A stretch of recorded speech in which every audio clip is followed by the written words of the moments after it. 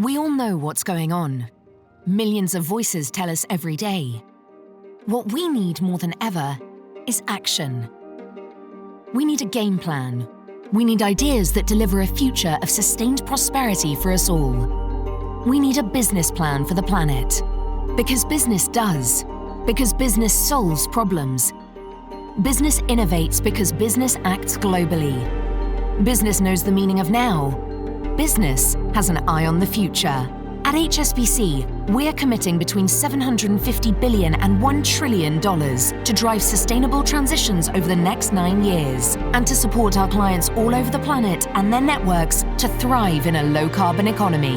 HSBC's target is for our own operations and supply chain to reach net zero by 2030 and to help all of our customers achieve the same goal by 2050.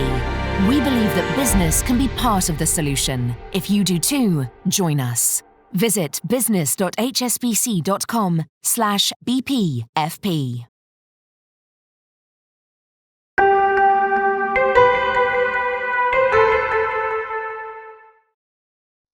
Sri Dr. Jeffrey Cheah, ladies and gentlemen, welcome to the first of our Malaysian Leaders Shaping a Sustainable Future session. My name is Christina Cheah, and I am the head of Global Banking for HSBC in Malaysia. HSBC is setting out an ambitious plan to prioritize financing and investment that supports the transition to a net zero global economy. While we embark on this net zero journey, there will be several step changes that we make in the way that we do business. This will include transformations in the way that we partner with our clients to encourage sustainable, resilient, and inclusive growth. Of course, we recognize that each client's journey would be different, and we are here to navigate these step changes together with our clients. Today's event reinforces our focus on that change. Through these sessions, we endeavor to feature visionaries from across the business landscape in Malaysia and have them talk about their journey with sustainability, inclusive of the challenges they have faced and the opportunities that have been presented to their businesses. To kickstart this initiative, I'm excited to have today's guest, Sri Dr. Jeffrey Cheah, with us. Sri is the founder of Sunway Group, one of Malaysia's leading conglomerates with core interests in real estate, construction, retail, education, and healthcare. Sri is also the founder and trustee of Malaysia's largest education-focused social enterprise, Jeffrey Cheah Foundation. Sri, your personal life philosophy of aspiring to inspire before you expire is truly one which you have put into practice and has touched many lives, and I've personally been inspired by your vision and dedication to this cause. In line with his lifelong commitment to the Sustainable Development Agenda, the foundation endowed $10 million to the United Nations to establish the Jeffrey Sachs Center on Sustainable Development at Sunway University. In 2020, the foundation committed another $10 million for the next 5 years to advance the sustainability agenda in Malaysia and Asia. Today, HSBC CEO for Malaysia, Stuart Milne, will speak to Sri Dr. Jeffrey Cheah about Sunway's sustainability journey and how the transition has helped to create a positive impact for their business. You will also have the opportunity to ask questions during the Q&A box, using the Q&A box on your screen, which will be addressed during the session. So without further ado, over to you, Stuart. Thank you, Christina. Sri Dr. Jeffrey Cheah, ladies and gentlemen, good afternoon, and thank you for joining us for the inaugural Malaysian Leaders Shaping a Sustainable Future discussion.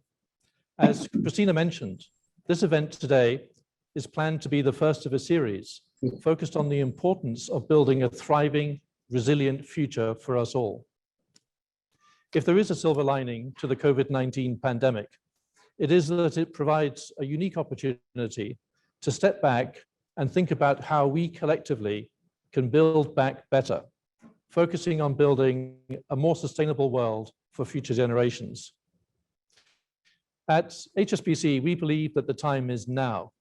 We ourselves have committed to achieving carbon net zero across our entire business and portfolio of customers by 2050, with interim goals along the way. But none of us can do this alone. We all have to work together to ensure we move in the right direction with commitment and courage.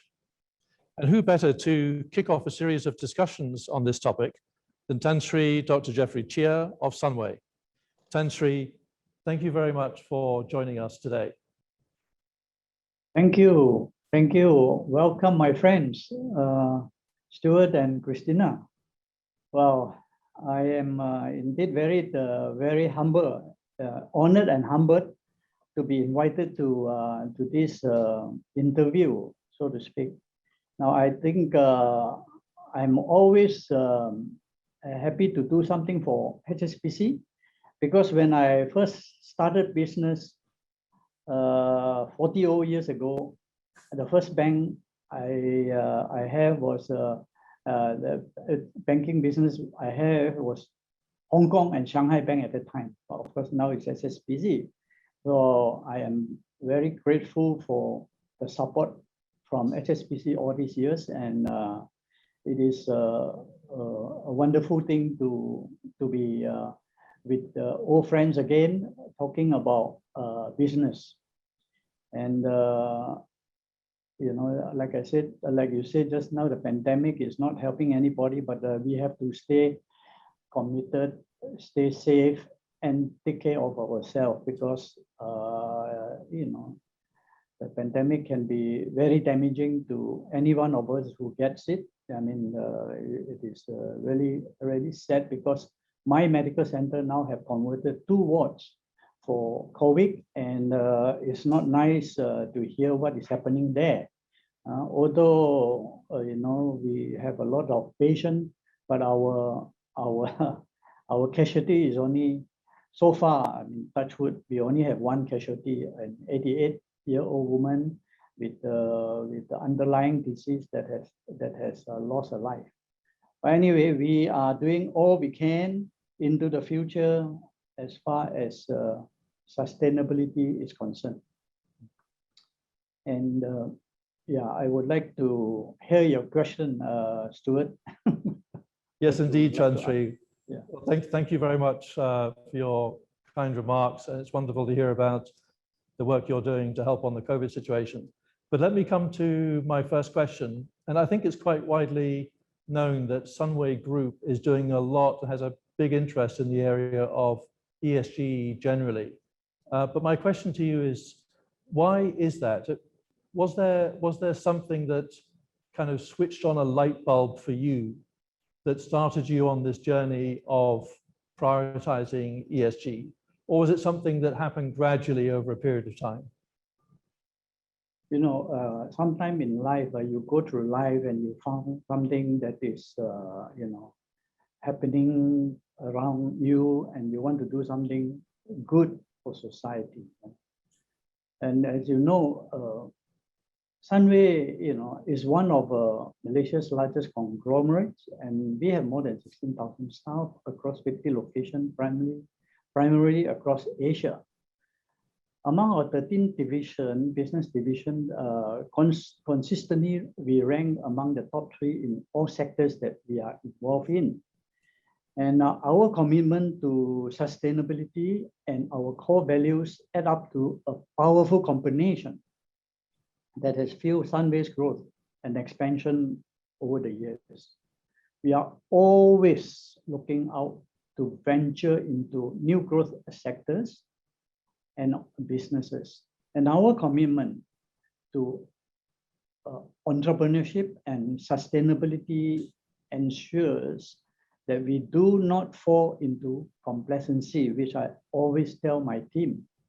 Yeah, to strengthen our ESG, which we are very passionate about, and sustainability practices, we have established a board on sustainability committee to oversee the group's sustainability initiatives. And this committee identifies and advises on key ESG elements to our operations and their relationship to business performance. And this committee also integrates the group's sustainability strategies into the business operation and implement initiatives towards achieving the group's sustainability goals. And we have established 5 goals, complete with key targets to benchmark against our yearly performance. And these goals have been aligned with the 17 UN Sustainable Development Goals, or SDGs, and they reflect our commitment to the 3 Ps bottom line, 3 Ps bottom line, of which are of people, planet, and prosperity. Now, I think Sunway's 5 goals are transforming our portfolios to low carbon sustainable cities, and advocating a responsible value chain, developing a safe, equal, and dignified workforce, investing in community inclusivity, and respecting ethical practices. We have grown to our current size by upholding our 3 core values and of integrity, humility, and excellence. And together with these core values, we are also committed to meritocracy and diversity in operating our businesses. And I believe that companies that do not embrace meritocracy and diversity will have a harder time attracting and retaining talent. And that is one of the most important things that we must always not forget. Incidentally, I am also co-founder of the 30% Club Malaysian chapter. Our mission is to ensure that women comprise at least 30% of the board's directors and senior management of public listed companies. In fact, our 3 public listed companies have at least 30% female representatives on their boards.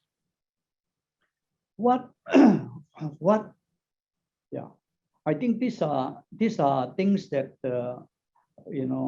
initiative that we have taken and is working well. And that's how I would answer your question, Stuart. That's very interesting, Tan Sri, and it kind of leads to a question that my observation from talking to a lot of people about ESG matters, climate change, carbon net zero, is that a lot of business people still see it as a compliance matter, something they have to do, or they see it as an expensive luxury, where in times of stress, then it's the first thing that gets jettisoned, rather than seeing it as a business opportunity. I wonder if you might offer your thoughts on that, or what would you say to people who are still in that frame of mind that actually ESG is not a business opportunity, it's more of a compliance matter?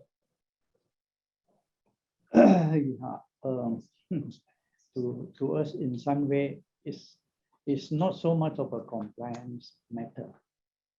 You are absolutely right in that, saying that it is not a compliance. It is really, I think that it is just a myth. Yeah. So our own experience here at Sunway demonstrate that sustainability and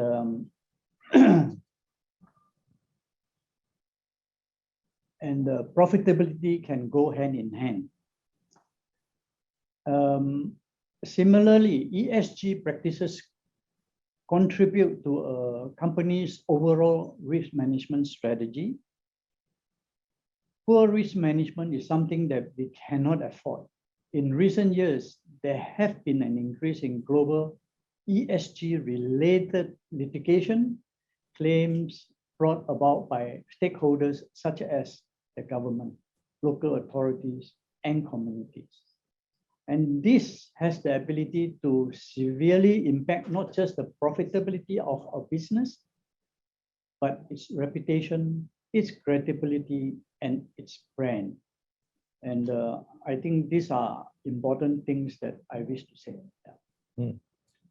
So in your journey and introducing ESG principles into your different businesses, I'm sure you've come across challenges along the way. I mean, perhaps challenges in convincing colleagues, convincing investors or board directors. Can you talk a little bit about the challenges that you faced and how you've been able to overcome them? Yeah, I think as far as Sunway is concerned, we do have issues. I don't see a problem convincing our own people as far as I'm concerned. Whenever we talk about sustainable development or the SDG goals, I've got full support from my people.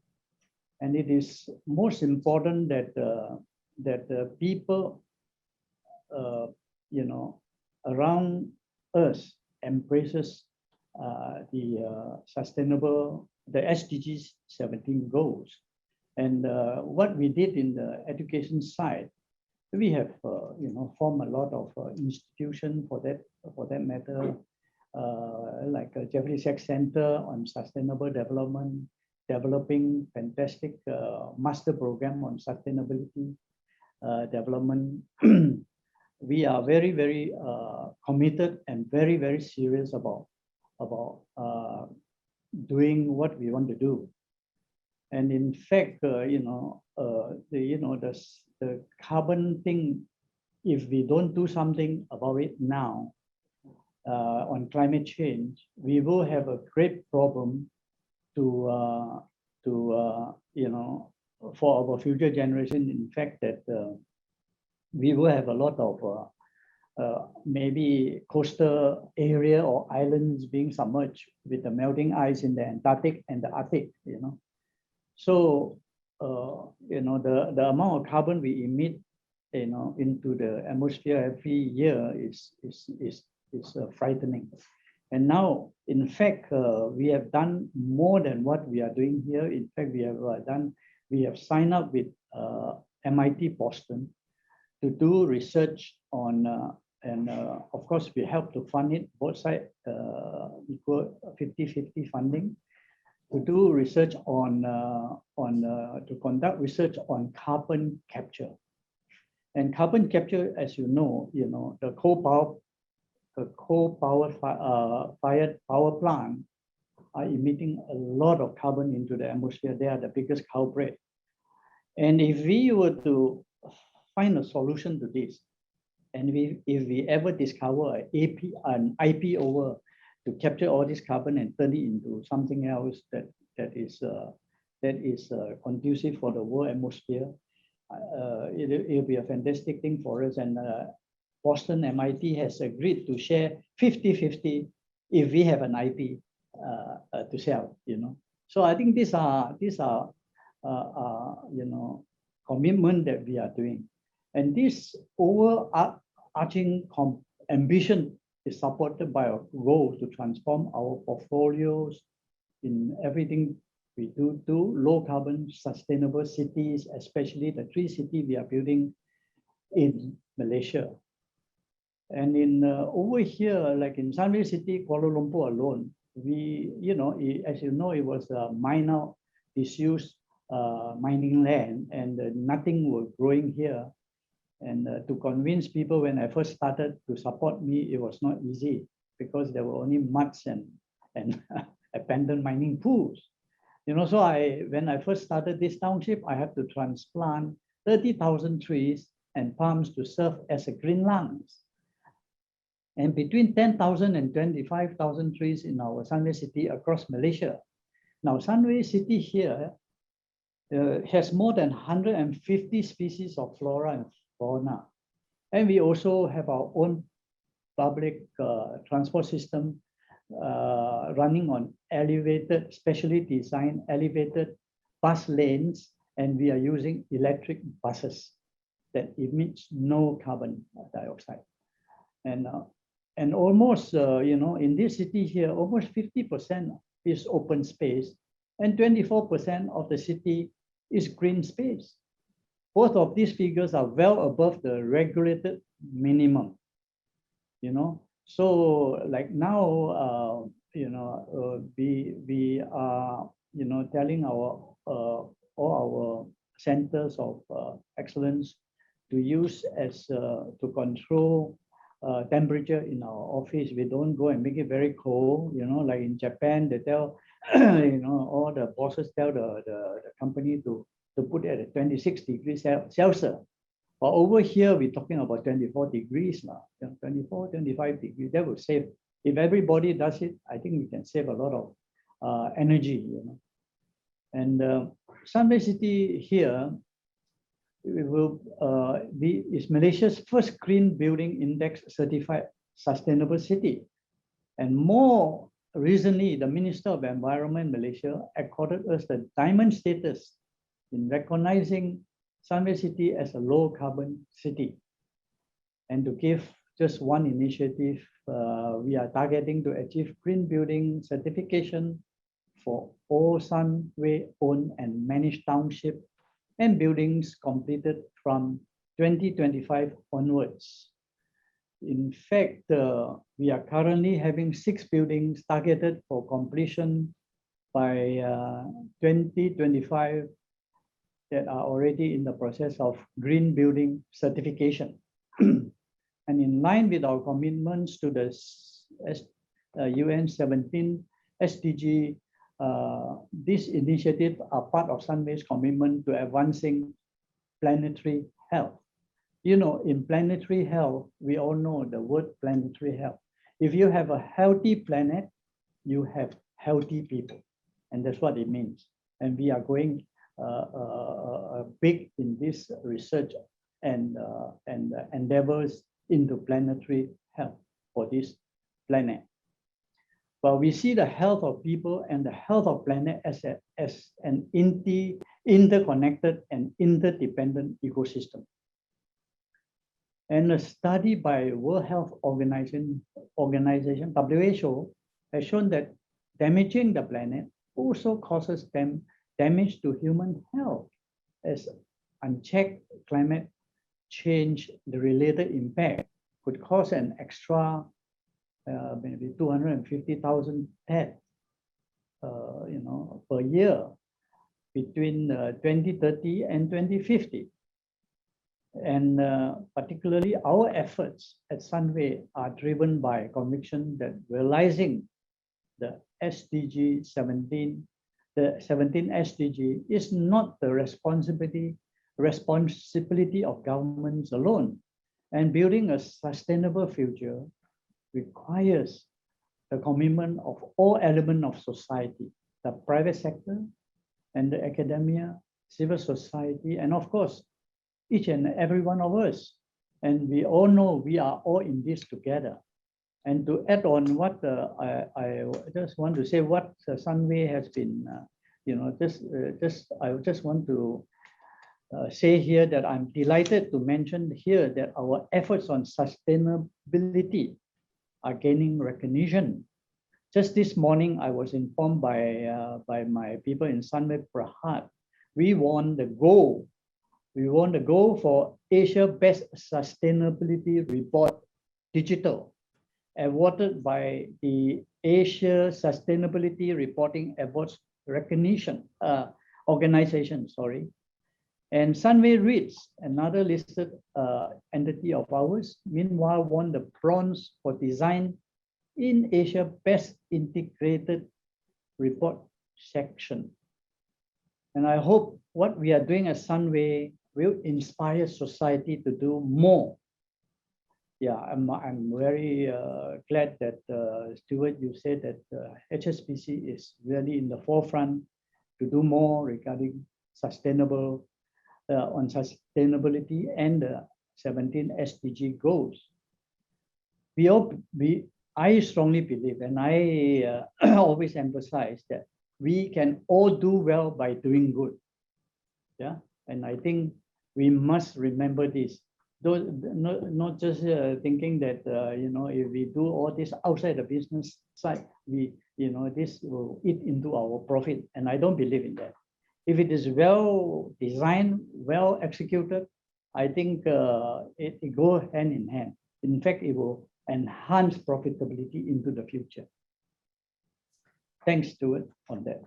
Thank you, Tan Sri. And I do want to come back to the question of carbon net zero and smart cities or sustainable cities. And I'll come back to that in just a minute. But let's take a question from our audience, which has come in. If I can just read the question, it's Tan Sri, what is your advice to C-suite executives in this pandemic period in terms of their role and responsibility, such as aggressive move or steady move? I think this is in respect of ESG strategy. Can you repeat that again, Stuart? Yes, Tan Sri, it's what's your advice to C-suite executives during the pandemic in terms of their role and responsibility in driving an ESG agenda? So if you're a non-executive director on a board, for example, what would you say to those people in terms of driving and making sure the company has the right kind of ESG approach? Well, I think I can only answer this with what we are doing in Sunway here. Now, of course, sometimes when I push for certain things that I want to do as a CSR, sometimes my people may not understand. Now, it's just a case in point here, right? When the pandemic, started here in March last year or February last year, I think we, as a group, we have helped the government, the people a lot here in Malaysia, including helping the government to do what we can to alleviate sufferings and to help contain the disease. But it's not easy, And our hospital, we have been, converting a lot of beds and doing a lot of swab tests, make sure that we are contributing in the right manner and doing the right thing to fight the pandemic. Now, a case in point of 2 months ago, we offer our 150,000 square feet convention center at our mall, Sunway Pyramid Mall, for free to the government, to Ministry of Health, to do vaccination. Now, I think it costs us a lot of money because we are doing away with opportunity costs. We have to clean the place. We have to sanitize the place. We have to use manpower to help the MOH people do their job well and to ramp up the numbers of vaccination a day. And we give free parking to all those who come to encourage them to do their vaccination, because today's social media sometimes are very damaging and naughty. In fact, there were especially those people who are not well read and all this. They think that some of the vaccination will have a terrible side effect. Now, I think what we are doing is, we are trying to educate the people to come for vaccination. It is very easy to come to Sunway Pyramid because we have plenty of car park. You come in, it's free parking, and you come to our convention center. It's all well organized, and everything is free and it's air conditioned. Not like doing it in the stadium.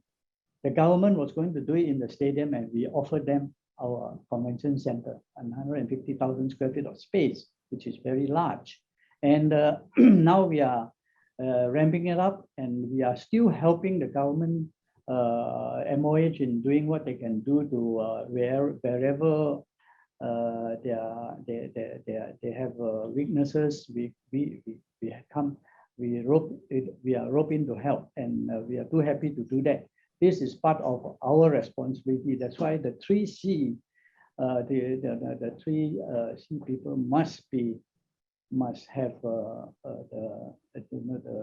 bigger picture of the public at large, and we must uphold in the right values to give back to society and doing the right thing at the right time. And this is the time that all of us must put our efforts, put money where our mouth is, and really do what we can to fight the pandemic, because it is causing havoc everywhere. I mean, of course, we are also included, but we will continue to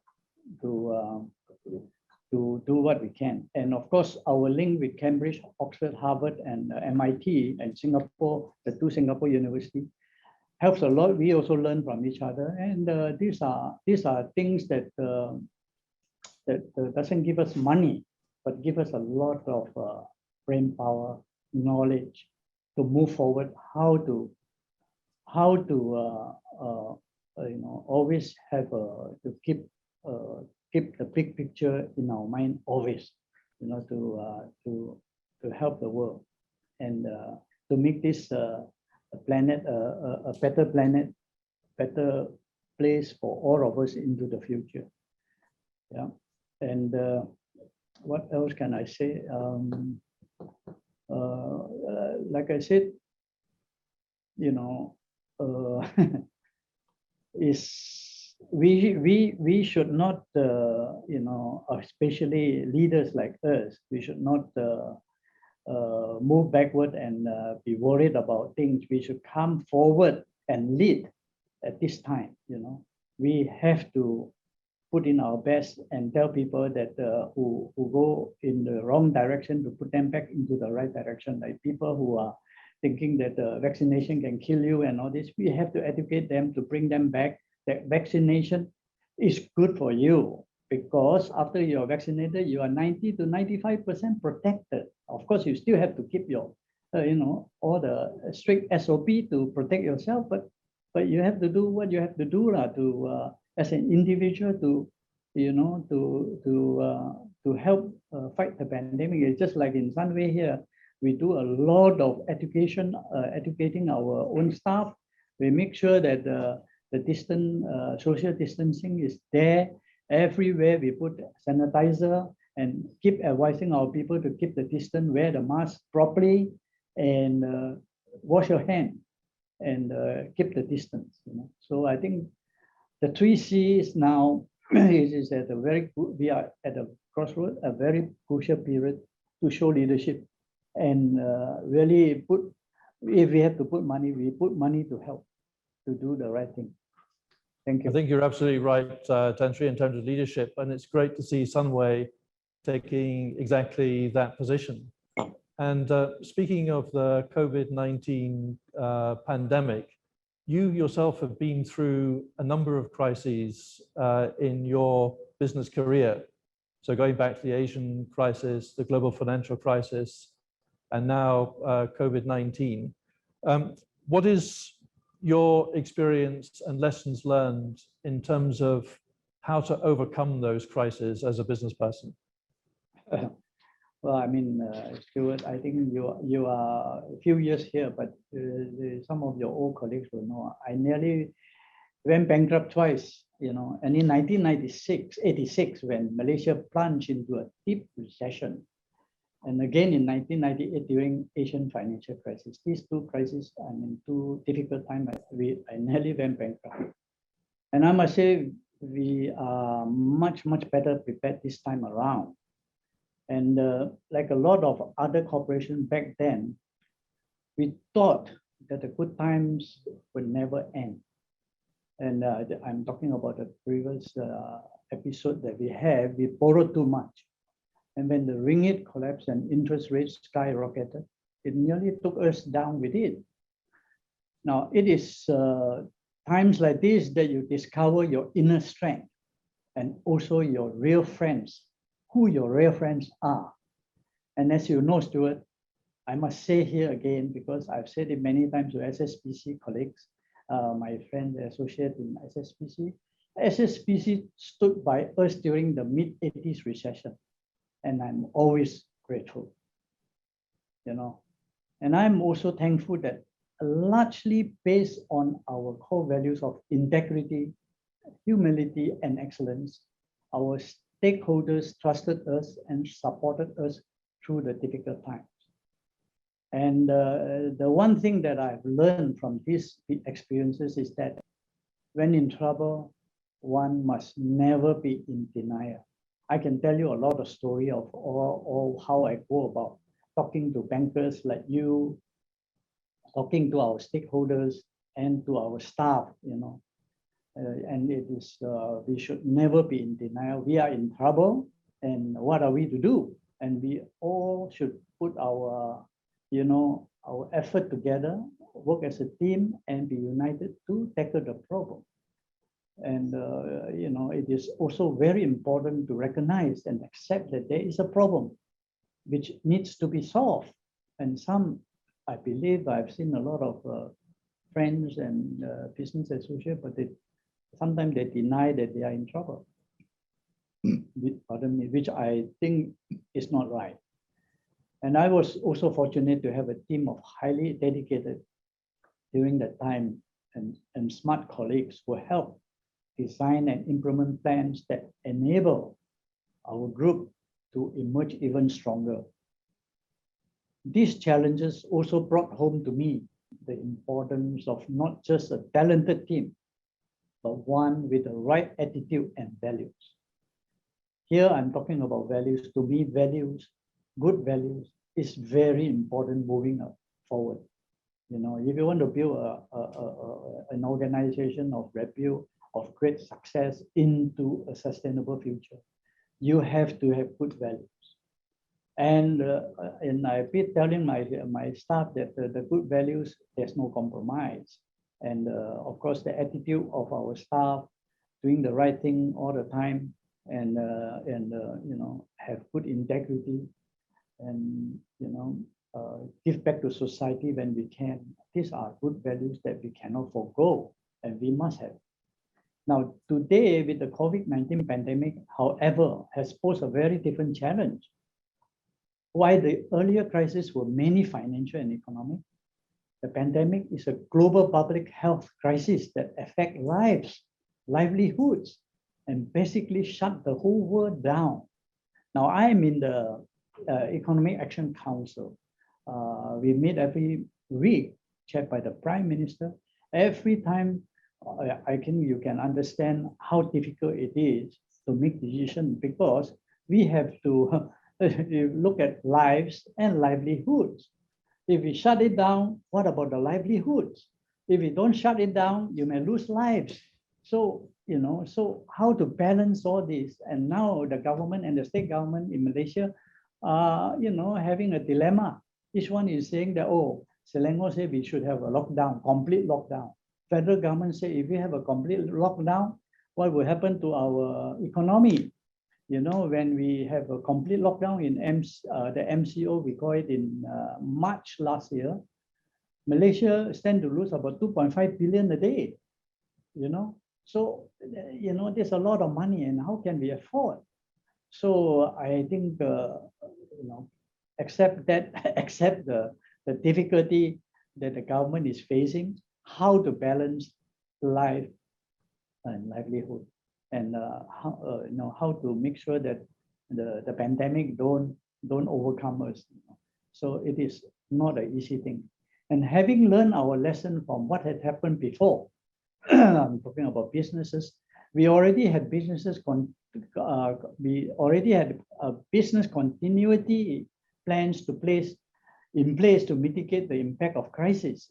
But then we then enhanced and adjusted our plans to deal with the current situation.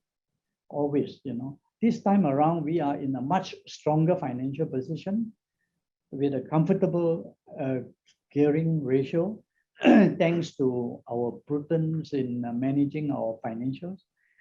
And we have also undertaken big cost containment and productivity improvement measures, not to mention rapid digitalization efforts to support the recovery process on our 13 business divisions.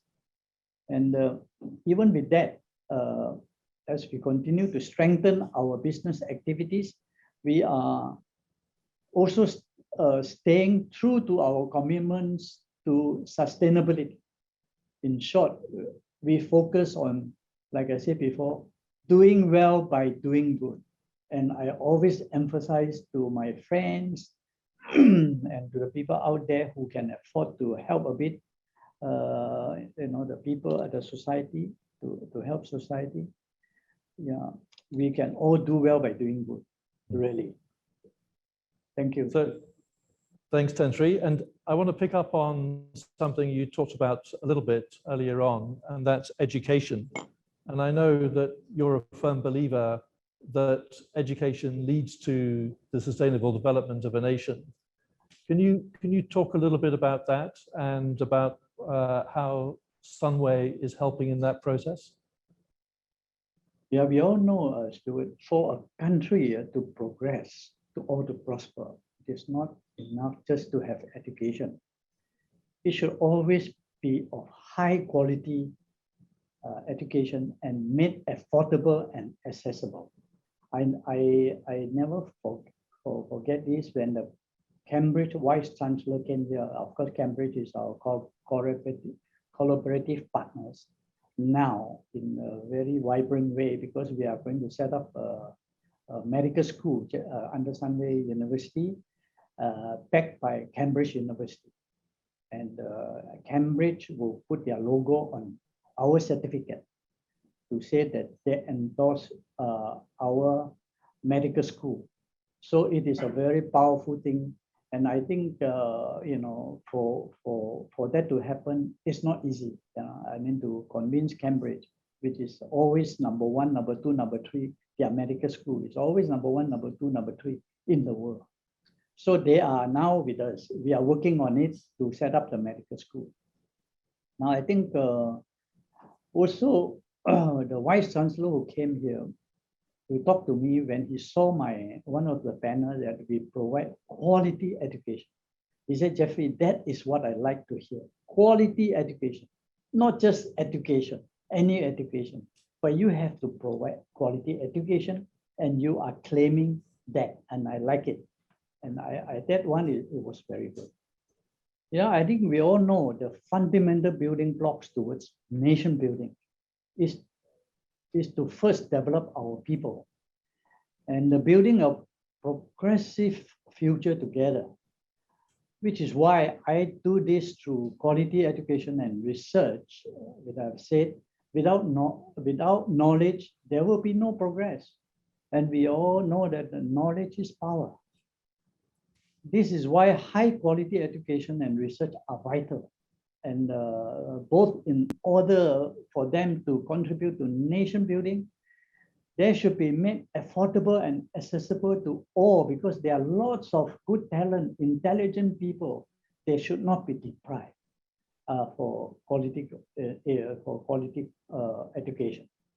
And hence my conviction that education should not be a profit, not for profit venture, which is why these efforts are being taken by the Jeffrey Cheah Foundation rather than a commercial entity. Now, I think Jeffrey Cheah Foundation in 2009. Now, I mean, there was an investment banker that kept assuring me, he said, Tan Sri, come and list your education group. I can assure you of a 3 billion market capitalization. And I told this team, this investment banker team that, no, I've made up my mind that I'm going to put this education group, my education group, into a foundation. And that's where we launched the foundation in 2010 by the Prime Minister then. And today we are already 11 years old, and we have given out 538 million ringgit scholarship.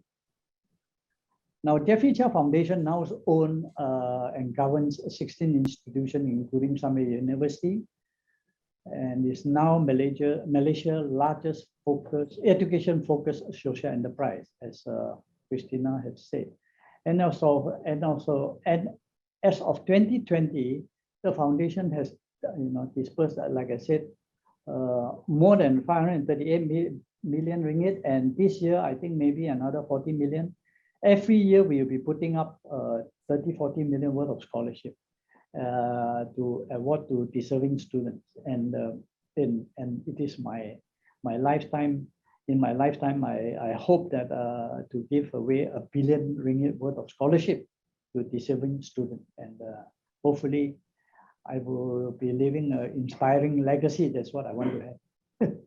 Well, it certainly sounds very inspiring, Tan Sri, and an example for all of us to aspire to follow. Yeah.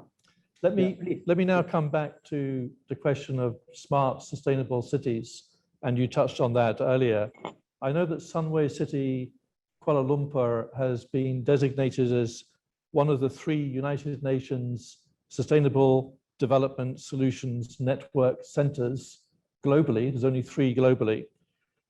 How does that place Sunway City to advance the sustainability agenda in Malaysia and in the wider ASEAN region? I think, Stuart, as you know, SDSN, UN SDSN, is a new buzzword. Not too long ago, it was put in place. So I thought that as Sunway is deeply committed to advancing the 17 UN SDG, we have incorporated these practices in all what we do, the 17 SDG goals. And the Jeffrey Cheah Foundation, I just now Christina have said, we have given 10 million US to UNSDSN 5 years ago, and now we are committed another 10 million for the next 5 years. Now, and then the whole team are now based in Sunway University. And Sunway University is made responsible by UNSDSN to develop the academic, the education, how to teach people on sustainable development, the SDG 17 goals from kindergarten to year 12. Yeah, and we are developing all this, and this will be helped by many universities around the world. We will lead on that academy, the SDG Academy, and we will continue to do our best with the help of lots of good people, very smart people, to develop something that we can teach our future generation what the SDG 17 goals is all about. Look at you, if you look and if you study the SDG goals carefully, the 17 SDG goals, it is so universal and it's so good value. If we can follow the 17 goals every time, SDG goal, I tell you, this world will be a fantastic planet for all of us, really, So, and what it is, in December, the SDG Academy at Sunway University, as I said, will play a fundamental role in Mission 4.7, which is developing the curriculum and you call it the SDG Academy here. Now, it is a new global initiative launched by the Mission 4.7. It's launched by Pope Francis in December, where I was one of the co-chair to speak to those who participated worldwide. It aims to have governments introduce a course on sustainable development in school from kindergarten, like I said, from kindergarten to year 12. And just imagine if we continue to do this. Now, what I was told in Thailand, the younger folks are not picking up smoking because they teach anti-smoking in school. And now you don't see a lot of young Thai smoke, adopting the bad habit of smoking. So education is the way to go to train the future generation for to adopt better values for themselves and for society. So now I think I'm very, very proud and happy and humbled that UNSDSN has selected us as one of the center beside Paris and New York. Now, for us here, we are responsible for Asia, for the SDSN, UNSDSN work in Asia, and this is headquartered in Sunway City here. So I think that this will augurs very well, and that's why I will not shall I say pull back on anything to make sure this thing move forward very well and progress very well for the good of the future of the world on sustainable development to be adopted properly and widely, you know, so that we have a very good world citizen, so to speak. Yeah. Okay, thank you for that, Tan Sri. I'm going to now bring in a couple of questions from the audience. There's one here which is to do with balancing between a company's profit and loss and in quotation marks public service, given that there's always shareholders that would hold management accountable. So shareholders may want one thing, which is to maximize P&L, but on the other hand, we all have an obligation to help in this journey to carbon net zero and ESGs generally. So what would your advice be to board directors or management on that question? I think, you know, doing what we want to do for the SDG, well, I think this thing takes a bit of time to materialize, to have an impact.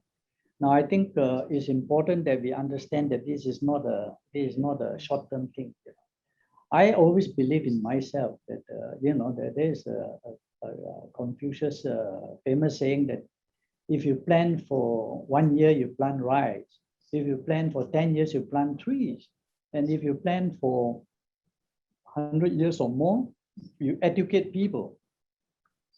So it is a process of educating people. That's what I chose to go into, to put my foundation, which is very much education focused. Now, of course, whatever we do for SDG, you know, we will fit, you know, initially maybe, you know, like my contribution of 10 million US to SDG, UN SDG, it hits a little bit of a bottom line.